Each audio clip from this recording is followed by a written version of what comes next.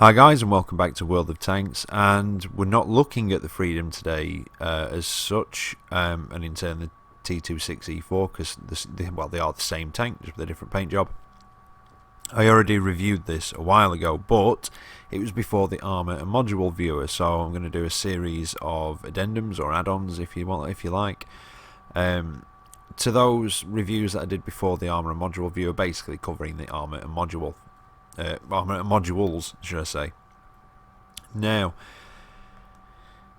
basic figures, well, we'll get into that in a second, but I'll give you a very, very quick rundown when I can stop pressing the wrong buttons. It is essentially a stock Super Pershing with a load of extra armour bolted on and a 90mm gun. I've already covered all that in the other, so let's just get straight into the modules. Right, power to weight ratio. Well, your engine is quite a large block towards the rear of the tank, just behind the back of the turret, and under the overhang. That's it. Oh, when I can get my words out. It's a 500 horsepower engine, which is actually slightly less than the standard stock Pershing, which even stock with 560 horsepower has a power to weight ratio of 13.8, and that gets a 700 horsepower engine in the end. This stays at 500 with a power to weight ratio which is very poor of 10.02. Top forward speed is 40.2 kilometers an hour, which is an outright lie.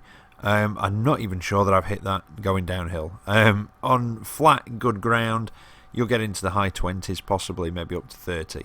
Reverse speed is 18, which isn't too bad, but again, it struggles to do it. It does feel very, very underpowered when you're driving it, and that is because of all that extra armour weight. Fire chance is a 20% chance of engine fire as well.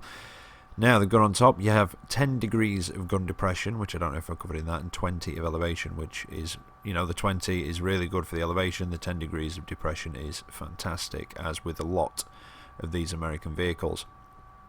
Your standard reload time without equipment is 8.1 seconds with a 2.3 second aiming time and 0.38 accuracy as well. That's at about 100 meters. So it's not the most accurate, but it could be a hell of a lot worse. It's not a bad gun actually. It's quite a nice, decent gun on it.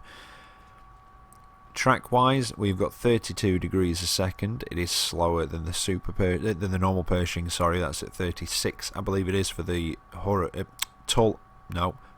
and turret, but obviously again extra armour will slow it down. Terrain resistances are quite poor at 1.2, 1.4 and 2.7. in fact they're not quite poor, they're pretty crap for a medium tank, and again it does kind of feel like a heavy, and in a way it is and it isn't, but don't you let yourself get into trouble going somewhere where you would go in a heavy tank, because you'll probably die in this one. Unfortunately, it is very well armoured from the front, but it does have its weak spots. Excuse me. Right, turret is actually behind the spaced armour with a view range of 390 meters, which isn't too bad, and a rotation speed of 24 degrees a second, which is quite slow, and again that's sort of heavy tank standard, but it is to be expected. The radio is in the bump on the back of the turret, the overhang. I got it right that time. There is, as we'll see, in fact I'll just go back to it now, there is a box on the back of the turret. Ignore it, it is nothing. I'm not sure quite why it's there, or what it's, what purpose it served in real life, but on this it's a no-hit zone, so don't even try going for it. So just, bear that in mind when you are shooting at one of these.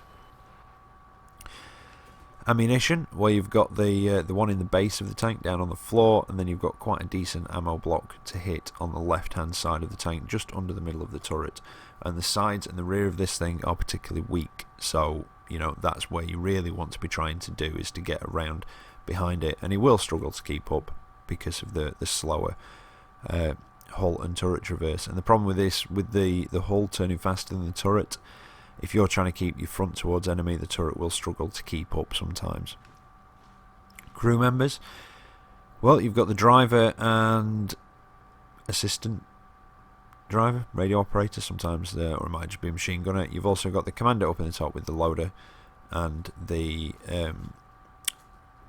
loader and the gunner. Honestly, I don't know what's happened to my brain today. It seems to have just gone on holiday.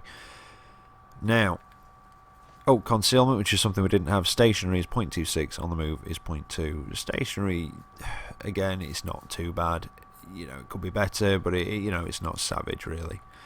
Now, armour-wise, this is where it gets interesting. When you're actually looking at the tank, you'll see that there are two hatches on top. Well, the one on the right, as we are looking at it, which would obviously be on the left of the tank, is not there. It's a no-hit zone. It's, you know, a bit of a... It's almost like a red herring, a bit of a fake out, and people have been caught out when I've been in mine trying to shoot at that one, not realising that it's the wrong one, and it's actually the one on the left of the tank as you are looking at it. If you're in it, it's the one on the right. That's the one you need to be careful of, and that's the one you need to try and sort of protect. Now, you can do that in a couple of ways, possibly side scraping. You can hide half your turret doing that, or by using your gun depression, or again staying at sort of medium range. And I find that a lot of the time this works best at medium range.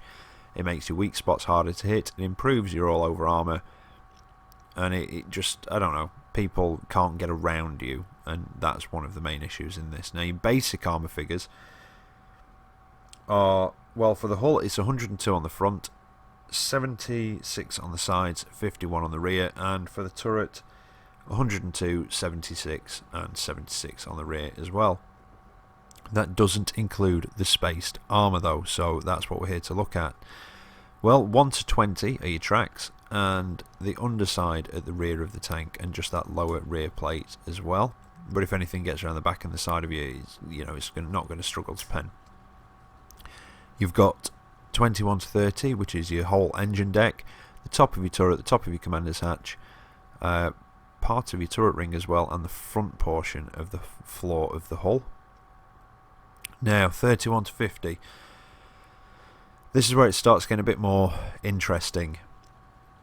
You've got the rear of the tank and the rear half of the sides of the tank. Now, bear in mind, they claimed to be 76, was it? Yeah, 76. Well, that's only the front half. The rear half is somewhere in that 31 to 50 range. But that is also your plates on the front, your spaced armour. Now, both of those front plates are extra spaced armour. That's not the front of your hull. You have two layers of it on the front. So they are somewhere in the 31 to 50 region. I believe, but I could be wrong, I think they are getting up to 50mm each on those. And also the plates on your gun shield. Now, they are attached to your gun mantle, so when you move your gun up and down, those plates will move up and down slightly, and we'll cover that in a second, because that's one of the tactics I've seen more experienced Super Pershing drivers using.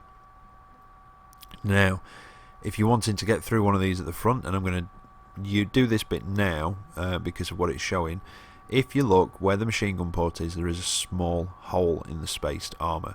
It is a very small hole, and if you're close enough to put one through that, then you're possibly best off putting it through the commander's hatch just on top, or you see under the turret spaced armour, the plate that goes down the side, you can actually see the turret cheeks there.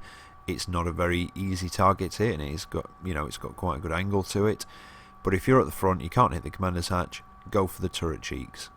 You can hit those. Now, one of the things I was going to say to you about the experienced ones is, we see when you're using your gun depression, it is 10 degrees. Those plates move up slightly and expose more of your turret cheeks, so that is something you're going to have to be careful of. And I have also seen people, when they're reloading, or, you know, when, you know, but yeah, no, it is normally when they're reloading, they point the gun up in the air. It moves those squarer plates down slightly to cover up more of your turret cheeks, but it can sometimes leave an exposed part just underneath your gun mantle, so you are going to have to be careful of that.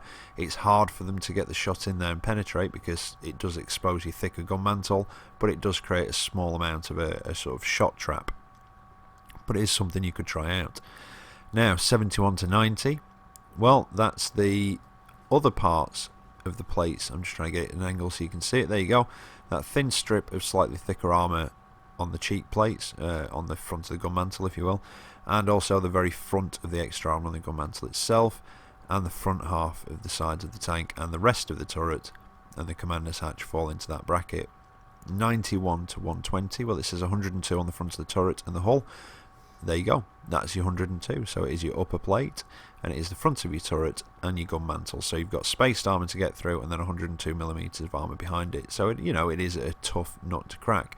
You'll also notice that those tubes on the front, which I think are springs to counterweight to act as a counterbalance for the extra weight on the gun mantle, are no hit zones, so you kind of shoot through them to the commander's hatch. And then 121 to 160, well, that's that small part just there. Now, like I say, if you raise your gun up to try and hide your turret cheeks slightly with those plates on the side, it does expose under there, but you have got a very, very thick piece of armour there, and if people do try and shoot under there, a lot of the time they will hit that part, so it's not something that you have to worry about too much, but I just want to make you aware of it. And that's basically it, just a short addendum to that video so you can actually see the armour and the modules. So yeah, take care out there, and I'll catch you next time. See you later.